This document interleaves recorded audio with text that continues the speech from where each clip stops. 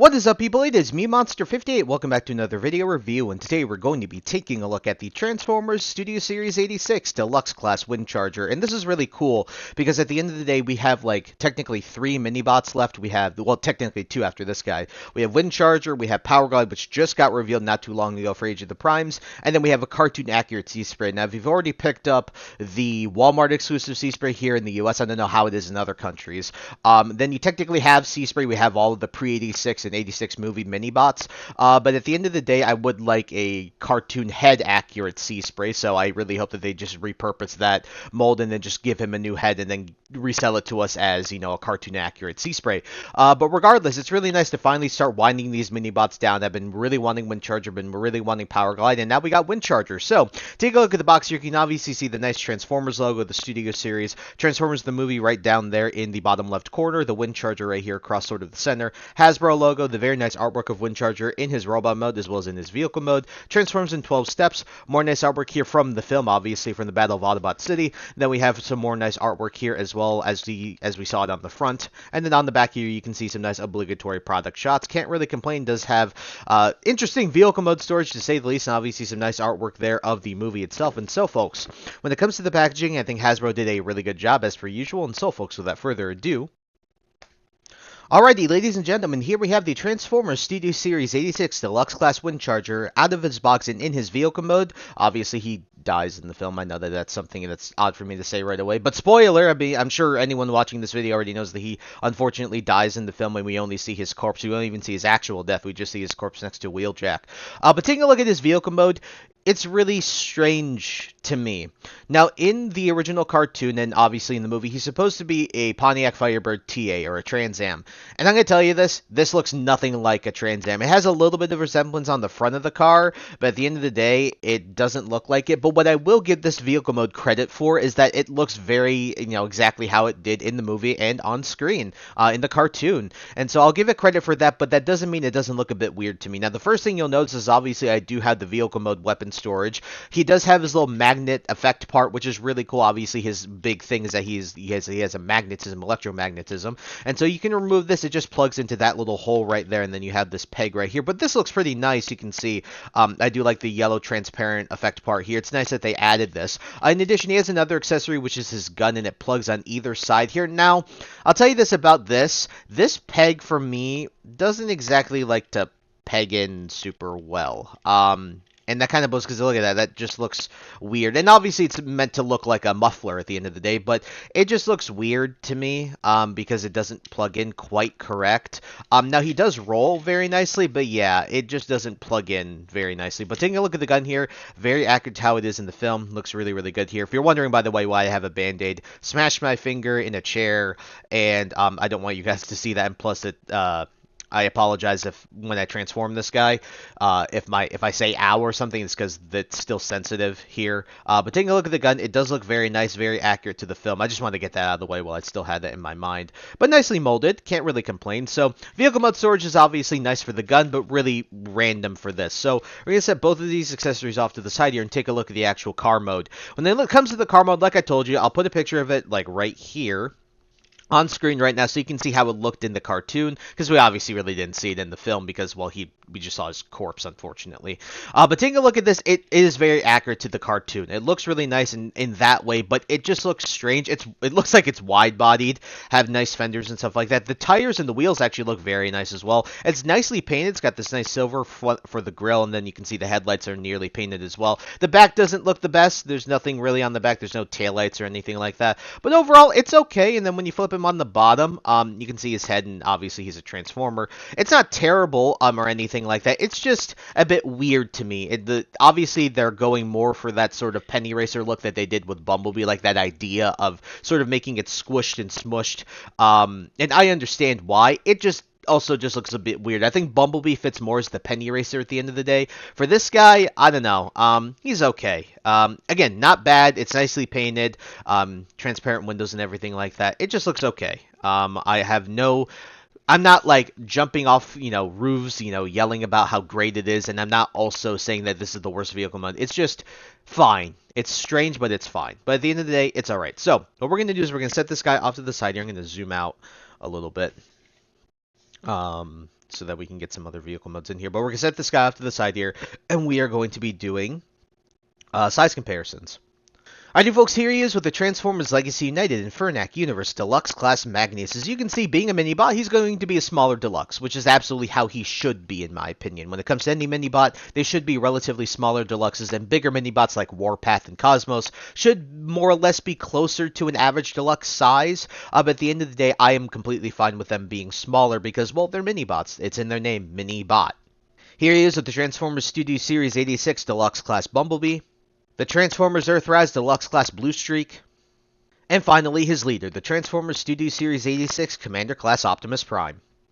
Alrighty folks, for his transformation, it's very, very simple, like ridiculously simple, but it's actually cool what they actually did with this. So, to start off, it's very cool what they do. So, you take this entire section and you fold it like this. You then fold the wheels in, and then what you do is you fold the front bumper in the front of the car, and then you fold this in, and then what you'll notice is as you rotate this around, there are two peg holes where the transparent effect part plugged in for the magnetism effect. What you can do is you can just rotate this up, and then those little tabs will go into those holes on the front of the car, and those will become his legs, which is really cool. Then from here, what you're going to do is you're going to take this section, you're going to lift it up. Now, this is my most annoying part of this transformation in my opinion. This little piece here, this whole top of the car, that's transparent plastic that's painted blue here to match the blue-gray that he is. And unfortunately, the clearances don't feel the best, and plus it feels a little too tight, and so I worry over time with this piece, if you continue to transform it over and over again, that it might snap one day. So just be careful with this bit. So you're going to pull that up, and then what you're going to do is you're going to pull the arms out, and then you're just going to push them down, rotate the fists out, like so, and then you're just going to see that there is a tab right there, and there is a tab hole in that back of the car, on the top of the car, and then you just gotta, this is what I'm saying, this clearance is not the best there. Then that'll plug in like so. Then you can just sort of straighten them out. Just spread his legs out like this. And well, ladies and gentlemen, here we have the Transformers Studio Series 86 Deluxe Class Windcharger in his robot mode. And so when we set this guy off to the side and we put a picture of how he appeared in the cartoon, he looks really, really good.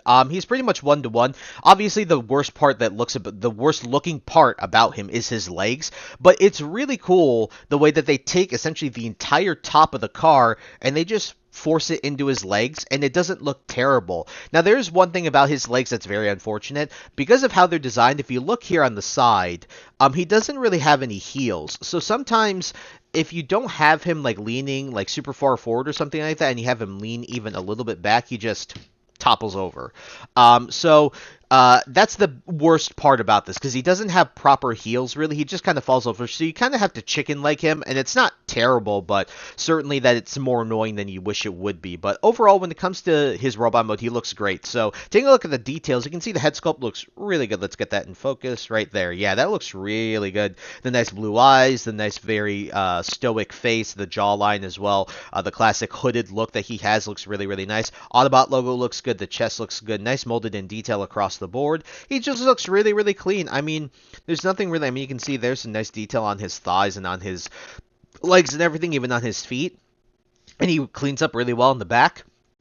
He's just a really solid Minibot. Like, there's nothing crazy to talk about here, but I'll show the accessory integration obviously here. So you can plug his gun into his hand and it looks really nice. So very simple like that, nothing crazy. But obviously you can also plug his magnetism effect into his chest. So instead of using this tab right here, you're going to use this tab here, and then you can just plug that into his chest like so, or like goodness, like so, like that, and then cool. Like, look at that. Now he has his magnetism effect part, and then he can do cool things with magnetism.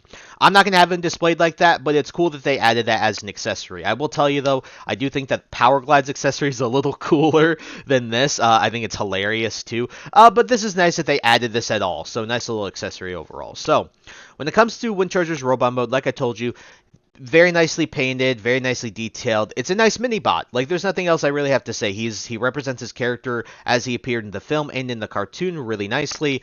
When it comes to that robot mode, it's just pretty solid. So, what we're going to do is we are going to set this guy off to the side here, and I got to zoom out a bit because, of course, we're bringing in Optimus Prime, and Optimus is going to be significantly taller than Windcharger. So, we're going to set this guy off to the side here, and we are going to be doing some size comparisons.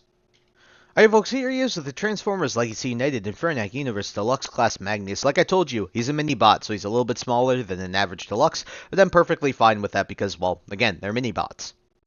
Here he is with the Transformers Studio Series 86 Deluxe Class Bumblebee, and when we're looking at this, yeah, he's a little bit of a bigger mini-bot, but again, this is about the same size as, like, Huffer and Sea Spray and Beachcomber and everything like that. Honestly, perfectly fine here with the size. They're still relatively similar to one another, and that works for me.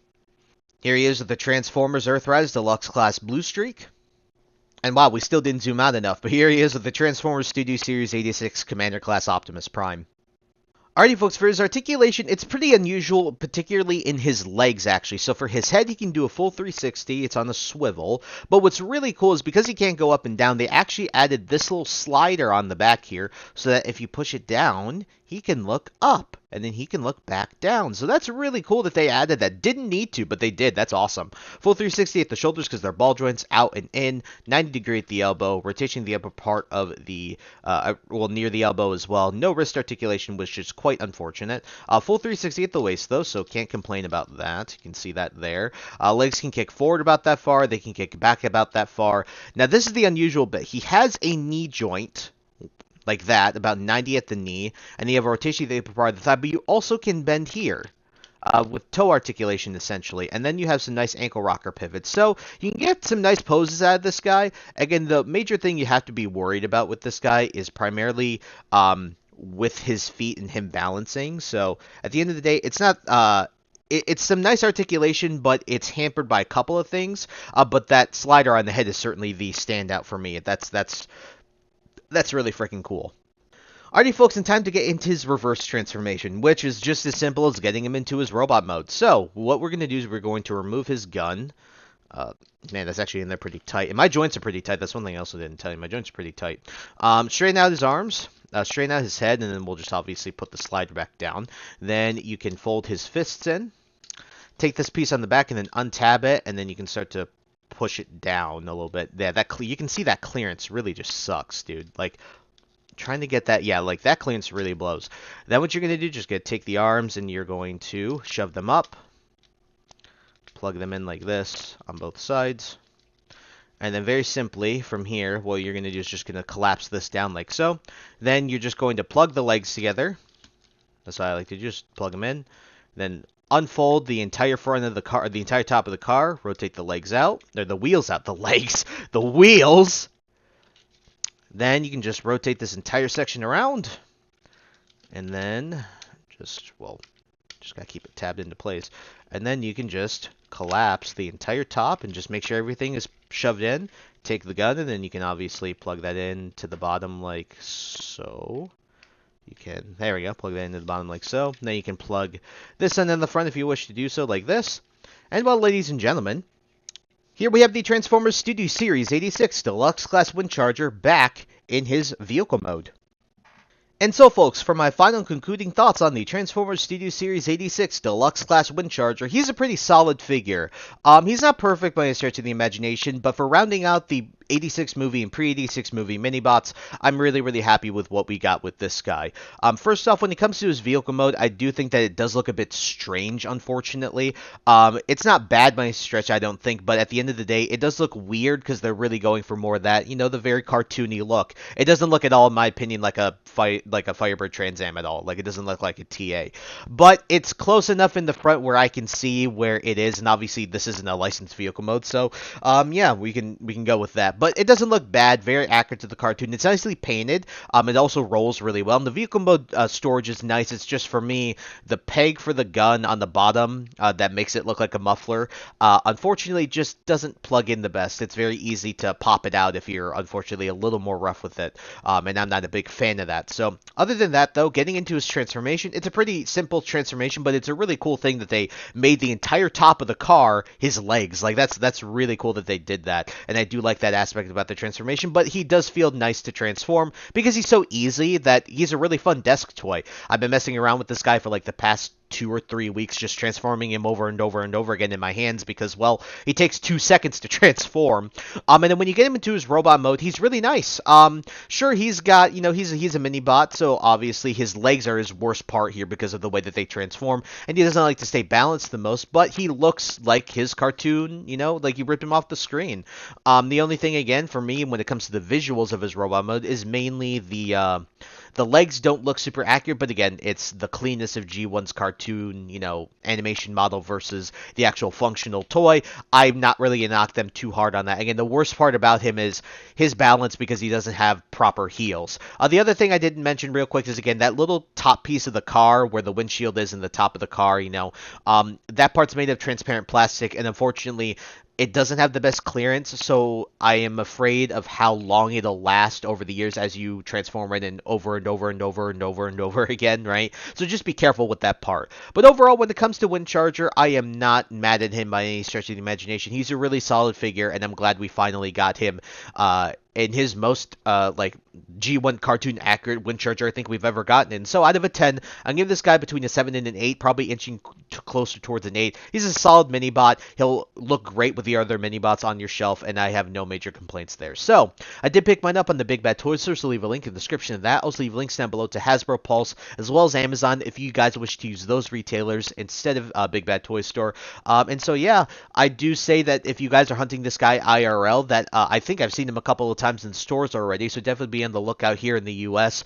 Wish you the best of luck in happy hunting that way if you decide to go IRL. And so that's really it for the review. So I thank you guys so much for taking the time to watch this video. Please like, comment, rate, and subscribe. Share this video with your friends. Also follow me on the socials. Those will be linked in the description below. And with that, guys, and once again, thank you so much for taking the time to watch this video review, and I'll catch you on the next one. Hope you guys have a wonderful day. Peace.